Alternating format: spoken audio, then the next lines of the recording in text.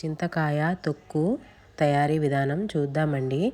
చింతకాయ పచ్చడి కూడా అంటాం కదా. 1/2 కిలో చింతకాయలని చాకుతో లైట్గా గీకేసి 2 సార్లు వాటర్లో కడిగేసి ఇలా ముదిరిన కాడలు పుచ్చిపోయిన ఏమన్నా ఉంటే తీసి పడేయండి. ఇప్పుడు ఫ్రెష్ అయిన రోట్లో ఈ చింతకాయలని వేసుకొని మెత్తగా దంచుకొని ఒక బౌల్లో పెట్టేసుకోవాలండి. 1/2 కిలో చింతకాయలకి 100 నుంచి 120 గ్రాముల పచ్చిమిర్చి పడుతుందండి. 50 నుంచి 60 గ్రాముల కల్లు ఉప్పు కూడా వేసుకోవాలండి. 1 టీ స్పూను పసుపు కూడా వేసేసుకొని చింతకాయ తొక్కుని మెత్తగా నూరుకొని ఒక బౌల్లో వేసుకున్నాక పచ్చిమిర్చిలు కొంచెం సాల్ట్ వేసుకొని 10-15 దాకా ఎల్లిపాయలు పొట్టు తీసింది కూడా వేసేసుకొని నూరుకున్నాక ముందుగా నూరుకున్న చింతకాయ తొక్కును కూడా వేసేసి పచ్చిమిర్చి చింతకాయ తొక్కు బాగా కలిసిపోయేలాగా మరోసారి మెత్తగా రుబ్బుకొని ఒక ప్లేట్లో తీసుకొని స్టవ్ మీద ఒక కడాయి పెట్టేసి 3 నుంచి 4 టేబుల్ స్పూన్ల ఆయిల్ వేసేసుకొని తాలింపు గింజలు 10 దాకా వెల్లిపాయలు కరివేపాకు రెమ్మ కూడా వేసేసి నూరుకున్న చింతకాయ పచ్చడిని